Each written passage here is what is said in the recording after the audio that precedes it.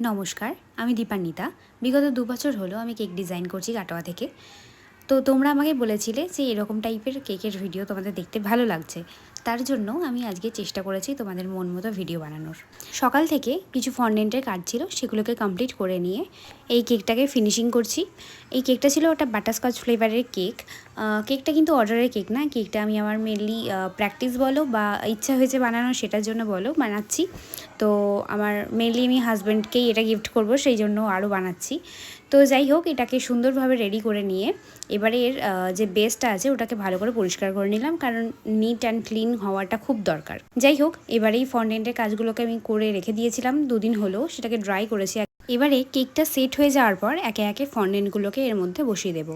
Fondant dry করা কিন্তু খুব ইম্পর্টেন্ট, না হলে কিন্তু গলতে লেগে যায় ফন্ডেন্ট। কিছুদিন আগে পদ্মদিঘি বা পদ্মবিল যেটাই বলো, এই থিমটা বেশ ভাইরাল হয়েছিল। বিভিন্ন রেজিনের আর্টে আমরা এগুলোকে দেখতে পাচ্ছিলাম, ইভেন জুয়েলারিতেও দেখতে পাচ্ছিলাম। সেখান থেকেই এই চিন্তাভাবনাটা মাথায় আসে। এই মাছগুলো কিন্তু আমার খুব পছন্দের মাছ। তোমাদের কেমন লাগলো জানিও।